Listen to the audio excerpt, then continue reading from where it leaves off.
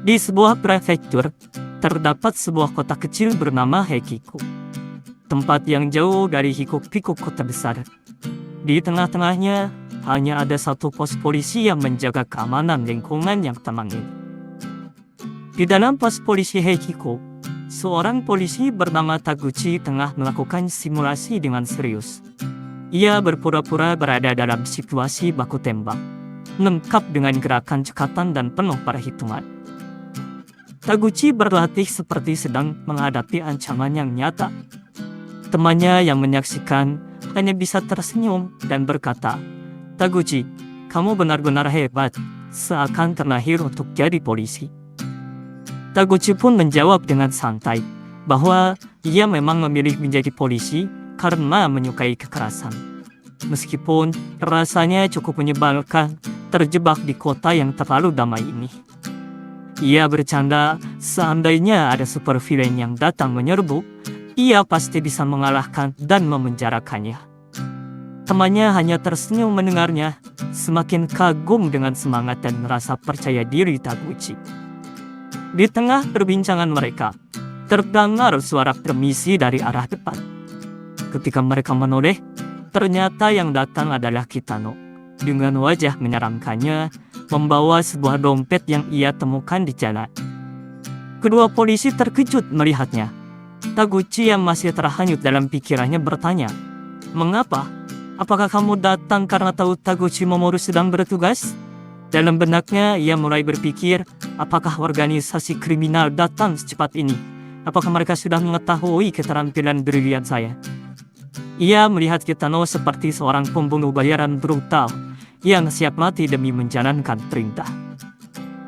Taguchi memperhatikan dompet yang dibawa Kitano, dan dalam benaknya ia berpikir, dompet itu pasti berisi senjata miniatur. Jika aku ceroboh mendekatinya, aku yakin akan langsung ditembak. Taguchi melihat senjatanya tergeletak jauh di meja, dengan peluru yang belum terisi. Ketika Kitano mencoba memberikan dompet itu, Taguchi dengan cepat menepisnya, membuat dompet itu terlempar keluar dari pos polisi. Dalam sekejap, ia mengarahkan senjatanya ke Kitano dan mengusirnya dengan keras, menyebutnya pembunuh bayaran. Kitano yang kebingungan segera melarikan diri setelah ditembaki beberapa kali oleh Taguchi. Setelah Kitano pergi, temannya pun senang. Ia memuji Taguchi atas keberhasilannya mengusir supervillain dan merayakan kemenangan mereka dengan tertawa. Kitano yang sudah berlari cukup jauh merasa jantungnya masih berdegup kencang. Kejadian barusan benar-benar menakutkan baginya. Dalam hati ia bergumam, akhir-akhir ini dunia terasa semakin aneh. Ia melihat dompet yang sebelumnya dilempar oleh polisi itu tergeletak di dekatnya. Dengan hati-hati, ia mengambil dompet tersebut dan merasa lega karena masih dalam kondisi yang baik. Karena tidak ada pilihan lain, Kitano memutuskan untuk ia sendirilah yang mengantarkan dompet itu pada pemiliknya. Kitano membuka dompet itu perlahan, mencari petunjuk tentang pemiliknya. Di dalamnya ia menemukan sebuah tiket bus dengan rute Hekiku ke Hakun. Melihat hal itu, ia menyimpulkan bahwa pemilik dompet ini kemungkinan berasal dari SMA Hakun. Nama pemiliknya juga tertulis jelas di dalam tiket itu, bernama Takeshi Kojibu. Scene beralih ke SMA Hekiku, di mana para murid tampak berjalan masuk menuju sekolah. Di antara mereka, terlihat Takehisa dengan perban melilit di kepalanya. Kehadirannya menarik perhatian, membuat beberapa murid berbisik dan saling melempar spekulasi, mengira ia baru saja terlibat dalam perkelahian. Tampaknya, Takehisa tengah sibuk mencari keberadaan Kitano. Ia sudah menyusuri beberapa tempat, tetapi belum juga menemukannya. Dalam hati, ia harus segera berbicara dengan Kitano mengenai para penyusup dari SMA Hakun yang datang kemari. Takehisa memantapkan tekadnya, yakin bahwa di lain waktu ia akan menghadapi dan mengalahkan mereka. Tiba-tiba, Kuroda dan anak buahnya muncul dengan ekspresi penuh senyuman aneh. Mereka mendekati Takehisa dan dengan nada santai bertanya, apa yang sedang dilakukannya di sana? Apakah ada urusan dengan Kitano? Melihat wajah Kuroda yang tampak terlalu senang, Takehisa langsung curiga. Ia menatap tajam dan bertanya dengan kasar, mencoba mencari tahu alasan dibalik sikap yang mencurigakannya itu. Kuroda yang tampaknya sedang dalam suasana hati yang baik, hanya menanggapinya dengan santai. Ia mengomentari sikap Takehisa, menyindir bahwa ucapannya selalu terdengar kasar. Dengan nada ringan, ia menyarankan Takehisa untuk mulai mengubah kebiasaannya demi masa depan yang lebih baik. Takehisa langsung meradang mendengar ucapan itu, melontarkan komentar tajam yang menyindir Kuroda, mempertanyakan apakah otaknya sudah mencair dan keluar melalui hidung. Namun Kuroda hanya tertawa santai, menanggapi dengan penuh percaya diri. Ia menyatakan bahwa dirinya punya cukup ruang di hati untuk tidak marah oleh ucapan apapun dari Takehisa. Dengan nada yang sedikit mengejek, ia menambahkan bahwa pertarungan mereka sebelumnya hanyalah kenangan indah baginya. Bagi Kuroda, Takehisa hanyalah seorang dari masa lalu yang tak lagi memiliki pengaruh besar. Mendengar omong kosong yang terus keluar dari mulut Kuroda, Takehisa semakin terbakar amarahnya. Tidak tahan lagi dengan sikap meremehkan itu, ia langsung menantang Kuroda untuk bertarung. Kuroda dengan ekspresi serius memperingatkan Takehisa untuk berhenti. "Kamu akan menyesal jika kita serius denganmu," ucapnya. Takehisa hanya kebingungan, tidak mengerti apa yang dimaksudkan Kuroda. Tiba-tiba, Kuroda menatap perban di kepala Takehisa dan bertanya dengan nada mengejek, "Apa itu? Apakah kamu terluka? Kamu sudah dikalahkan oleh orang Hakun ya?" Kuroda dan anak buahnya pun tertawa terbahak-bahak, karena sebenarnya mereka tahu sepenuhnya apa yang terjadi dan merasa senang melihat Takehisa dalam keadaan seperti itu. Takehisa terkejut mendengar itu, merasa kebingungan karena Kuroda tahu apa yang terjadi. Ketika Takehisa hendak bertanya, Kuroda memotong, menjelaskan bahwa tidak perlu lagi melapor mengenai 3 penyusup dari Hakun kepada Kitano, karena mereka sudah menyelesaikan masalah itu. Takehisa pun bertanya maksudnya, dan Kuroda dengan penuh kesombongan menjawab bahwa mereka telah mengalahkan ketiga penyusup itu. Kuroda melanjutkan, "Aku pikir kita harus membalaskan dendammu Takehisa karena kamu kalah oleh mereka." Namun Kuroda menambahkan, "Tidak perlu khawatir, ini bukan salahmu Takehisa, karena mereka hanyalah membangunkan singa yang tertidur." Mendengar sebutan singa yang tertidur, anak buah Kuroda pun memuji, mengatakan bahwa itu adalah julukan yang keren. Kuroda dengan nada sombong melanjutkan bahwa meskipun Takehisa pernah berhasil mengarahkan mereka sekali, waktu itu mereka belum menggunakan bahkan setengah dari kekuatan mereka. Muak mendengar ucapan Kuroda, Takehisa tanpa berkata apa-apa langsung meninju wajahnya. Kuroda yang terluka masih menunjukkan sikap sombong, berkata, "Dasar bodoh, tak peduli betapa semangatnya kamu, tapi kalau kita serius." Takehisa memukulnya kembali. Kuroda yang tetap sombong terus berkata, "Silakan, pukul sebanyak mungkin, karena yang akan berdiri terakhir adalah..." Sebelum ia bisa menyelesaikan kalimatnya, Takehisa sudah memukulnya lagi. Muka Kuroda mulai terlihat panik. Namun ia tetap berusaha bersikap sombong berkata, "Kalau kamu sampai membangunkan singa yang tertidur, kamu akan..." Namun sebelum ia bisa menyelesaikan kalimatnya, Takehisa terus memukulnya berulang kali, sambil menyebut, "Kamu menyebalkan," dan menantang, "Ayo, cepat bangunkan singa yang tertidur itu sekarang." Singkat cerita, Kuroda dan anak buahnya dibuat babak belur oleh Takehisa. Meskipun begitu, Kuroda tetap tidak mau mengakui kekalahannya. Ia terus berkata omong kosong, mengklaim bahwa mungkin ini karena hatinya yang memiliki cukup ruang, sehingga meskipun telah dipukuli seperti ini, ia tidak marah. Di belakang sekolah Hakun, Furuta dan 2 temannya sedang berbincang tentang kejadian kemarin. Furuta tidak bisa mempercayai bahwa mereka telah dikalahkan oleh Kuroda dan anak buahnya. Dengan penuh tekad, ia berjanji bahwa jika mereka bertemu lagi, kali ini mereka pasti akan mengalahkannya. Furuta melanjutkan, mengatakan bahwa orang bernama Kitano pasti telah membuat Kuroda takut setengah mati. Ia merasa rumor tentang Kitano yang mengalahkan Kuroda itu pasti benar. Itulah mengapa Kuroda dan anak buahnya tampak begitu kuat. Furuta dan temannya akhirnya sepakat untuk tidak lagi membuat masalah dengan Hekiko, terutama setelah menyadari mereka masih memiliki Takehisa di pihak mereka. Di tengah perbincangan, seseorang mendatangi mereka dan berkata, "Kamu bilang Hekiko. Jangan bilang padaku bahwa luka yang kalian dapat itu disebabkan oleh orang Hekiko." Dan ternyata, orang yang mendekati itu adalah Kojima, sang guardian dari SMA Hakon, bersama dengan si nomor 2 yaitu Hayami. Furuta dan teman-temannya terkejut melihat mereka berdua, merasa tidak siap untuk bertemu dengan dua sosok yang begitu kuat dari sekolah mereka. Kojima menatap tajam ke arah Furuta dan teman-temannya, dengan tegas mempertanyakan apakah mereka benar-benar dikalahkan oleh siswa dari Hekiko. Saat Furuta mencoba menjelaskan, Kojima yang tampak tidak sabar memotong pembicaranya dan mengulangi pertanyaannya dengan nada lebih keras.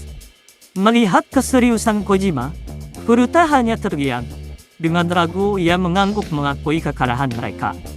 Namun, sebelum ia sempat menjelaskan lebih lanjut, Kojima tiba-tiba menghajarnya dengan keras, membuat Furuta terjatuh tanpa perlawanan.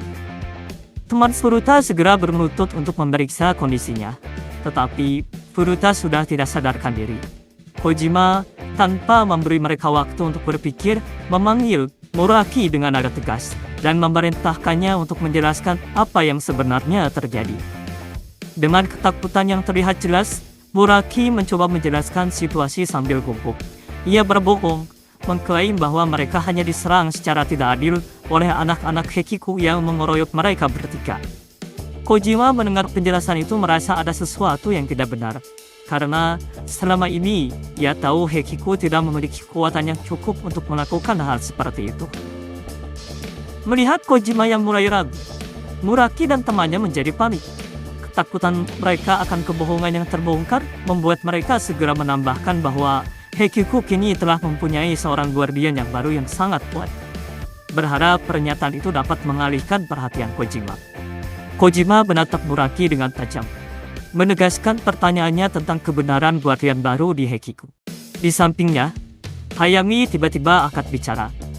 Ia menyebutkan bahwa dirinya juga pernah mendengar rumor tersebut. Menurut cerita yang beredar, guardian baru ini disebut-sebut telah mengalahkan Kuroda secara brutal pada hari pertama ia masuk sekolah. Hayami menambahkan bahwa jika rumor ini benar, maka besar kemungkinan orang-orang di Hekiko akan menjadi semakin sombong. Mereka pasti akan merasa di atas angin karena memiliki seorang pemimpin yang sangat kuat di pihak mereka. Pernyataan ini membuat Kojima semakin serius. Ia segera memberi perintah kepada Hayami untuk mengumpulkan orang-orang mereka dan mempersenjatai mereka. Hayami yang terlihat santai meski situasi mulai memanas, dengan tenang bertanya, apakah langkah ini berarti mereka akan mulai perang? Tanpa ragu, Kojima mengkonfirmasi niatnya, menyatakan bahwa mereka tidak bisa tinggal diam setelah penghinaan yang telah dilakukan oleh Hekiko. Aura tegang mulai terasa, seolah konflik besar tak terelakkan. Dengan suara lantang penuh determinasi, Kojima kembali menegaskan keputusannya, menyatakan bahwa mereka akan berperang dengan Hekiko. Di sisi lain, salah satu teman Muraki dengan nada cemas bertanya, mengapa dia berbohong kepada Kojima. Muraki menjawab dengan putus asa bahwa tidak ada pilihan lain. Jika dia mengatakan yang sebenarnya, mereka pasti akan dihajar oleh Kojima. Temannya hanya bisa mengangguk setuju, merasa tidak ingin mengalami nasib yang sama dengan Furuta. Cerita beralih kepada Kitano, yang kini tanpa diduga sudah berdiri di depan gerbang SMA Hakon. Ia memandangi sekolah yang besar, dengan kagum sekaligus kebingungan. Dalam benaknya, ia merenung kemana harus melangkah selanjutnya untuk menemukan Takeshi Kojima. Ia berharap ada seorang yang bisa mengenali nama itu dan membantunya menyerahkan dompet yang ia temukan. Dari kejauhan, Kitano melihat seseorang sedang berjalan. Orang itu adalah Hayami, yang tanpa ia ketahui merupakan salah satu sosok penting di SMA Hakon. Tanpa berpikir panjang, Kitano segera berlari menghampiri Hayami dengan niat bertanya tentang keberadaan Takeshi Kojima. Hayami yang merasa dipanggil menoleh dengan ekspresi bingung dan bertanya ada perlu apa. Kitano yang tampak kelelahan menarik napas panjang. Perlahan, ia mengangkat kepalanya, memperlihatkan ekspresi wajah yang menyeramkan. Dan dengan napas yang berat, ia bertanya, apakah kamu mengenal orang yang bernama Takeshi Kojima? Melihat wajah Kitano, Hayami hanya terkejut. Dan dengan penuh rasa cemas, ia bertanya, siapa kamu? Dan ada apa perlu kamu dengan Takeshi Kojima? Dengan polos, Kitano menjawab bahwa dirinya adalah Kitano Seiichiro dari SMA Haikiku. Mendengar nama Haikiku, Hayami langsung berkesimpulan dan berkata, ternyata kamu bajingan yang baru pindah sekolah itu. Kitano terkejut dan bertanya, bagaimana Hayami bisa mengetahui tentang dirinya. Dalam hati, Hayami bergumam, menyadari bahwa pemuda di depannya adalah anak pindahan yang dikabarkan telah mengalahkan Kuroda pada hari pertamanya di sekolah. Ia bertanya-tanya, bagaimana mungkin seseorang seperti itu berani langsung datang ke wilayah musuh secepat ini? Kitano dengan santai mengulangi pertanyaannya, bertanya apakah Hayami mengenal Kojima. Namun, Hayami yang merasa kesal membentak Kitano. Ia merasa diremehkan karena Kitano hanya fokus pada Kojima. Dengan penuh rasa kesal, Hayami memperkenalkan dirinya sebagai nomor 2 di sekolah itu dan bertekad mengajak Kitano. Hayami langsung memasang posisi bertarung. Tubuhnya tegang seolah siap menyerang kapan saja. Sementara itu, Kitano yang mendengar Hayami mengatakan kata mengajak, mulai menerka-nerka maksudnya. Dalam benaknya ia berpikir bahwa mungkin Hayami berniat mengajak untuk menemui Kojima. Namun, maksud Hayami sebenarnya jauh dari itu. Ia berniat mengajak bertarung dengan Kitano. Melihat Kitano yang hanya diam, Hayami merasa bingung. Namun, tiba-tiba Kitano mulai melangkah mendekatinya dengan santai, tanpa sedikit pun tanda bersikap untuk menyerang. Kitano mengira Hayami benar-benar akan membawanya menemui Kojima. Melihat Kitano mendekat, Hayami dengan cepat mundur ke belakang. Instingnya memaksanya menjaga jarak dengan Kitano. Kitano yang melihat reaksi aneh ini, hanya bisa terheran-heran, tidak memahami apa yang sebenarnya terjadi. Di sisi lain, Hayami semakin terkejut. Dalam benaknya ia berpikir, kenapa dia mendekati tanpa sedikit pun kuda-kuda untuk bertarung. Baginya, orang yang melakukan hal itu hanya ada dalam 2 kategori. Orang bodoh, yang tidak tahu apa-apa, atau ahli bertarung yang luar biasa. Kitano terus bertanya-tanya dalam benaknya, ada apa dengan dia? Kenapa dia berperilaku aneh seperti itu? Dengan santai ia mencoba mendekati Hayami lagi. Namun Hayami terus mundur, menjaga jarak seakan menghadapi sesuatu yang mengancam. Kitano yang bingung dengan situasi itu, kembali berpikir, sungguh cara jalan yang aneh. Mungkin memang ada orang-orang aneh seperti ini di dunia. Sementara itu, Hayami mulai panik dan ketakutan. Dalam gumamnya, ia merasa bulu kuduknya merinding. Apa yang dia lakukan? Dia membuatku ketakutan seperti ini. Sial, sungguh menyedihkan. Aku ini orang nomor 2 di Hakun, pikirnya dengan frustasi. Kitano yang terus memperhatikan gerak-gerik aneh Hayami, mulai merasa itu lucu dan tanpa sadar tertawa kecil. Melihat tawa itu, Hayami merasa diremehkan. Tanpa pikir panjang, ia langsung melayangkan tinju yang mengenai wajah Kitano dengan tepat. Setelah pukulannya berhasil, Hayami merasa lega. Ternyata dia tipe orang idiot, pikirnya. Dasar, sudah membuatku ketakutan seperti tadi. Saat Kitano masih terdiam karena terluka, Hayami dengan cepat berusaha melanjutkan serangannya dengan sebuah tendangan. Namun, tiba-tiba Kitano mengeluarkan suara geraman sambil menatap Hayami dengan sorot mata yang tajam. Darah yang mengalir dari hidungnya menambah kesan mengerikan dari wajahnya. Tatapan itu begitu intens hingga membuat Hayami terdiam di tempat. Tubuhnya membeku seperti kodok yang terpaku ketakutan di hadapan tatapan seekor ular. Keduanya terdiam membeku. Dalam hati, Kitano bergumam dengan penuh penyesalan, merasa bodoh atas tindakannya. Ia menyadari kesalahannya. Tentu saja dia memukulku. Mentertawakan cara jalan orang lain adalah tindakan terendah yang bisa dibayangkan. Aku merasa jijik terhadap diriku sendiri. Rasa bersalah memajeri dirinya. Dengan spontan, Kitano berteriak kepada Hayami, memberikan dirinya sepenuhnya seolah meminta penebusan, menyatakan bahwa Hayami boleh memukulnya sebanyak mungkin. Hayami yang sudah terlanjur membeku oleh ketakutan, tetap tidak mampu bergerak. Ucapan Kitano yang diiringi tatapan tajam penuh intens, justru membuat nyalinya semakin ciut. Hayami akhirnya mampu menggerakkan tubuhnya, dengan cepat mundur menjauhi Kitano. Kehormatannya sebagai nomor 2 di Hakun, dan rasa malunya karena takut bukan lagi prioritas. Dan benaknya hanya ada satu pikiran yang jelas. Ia harus segera menyelamatkan diri secepat mungkin. Melihat Hayami yang mundur dengan cepat, Kitano justru berlari menghampirinya dengan gerakan yang aneh, disertai teriakan yang terdengar menakutkan. Hayami yang terkejut dengan tindakan Kitano, kehilangan keseimbangan dan jatuh ke tanah. Kitano segera mendekat tanpa khawatir dan menanyakan kondisinya. Dari jauh, Kojima yang melihat kejadian itu berteriak memanggil nama Hayami. Kitano menoleh mendengar suara itu. Kojima yang melihat Hayami terkapar, langsung menyangka bahwa Kitano telah menyerangnya. Dengan muka marah, ia memandang tajam pada Kitano. Sungguh malang nasib Kitano. Awalnya, ia datang dengan niat baik untuk mengembalikan dompet yang ia temukan. Namun, hal tak terduga telah terjadi yang membuat situasi mana semakin memburuk.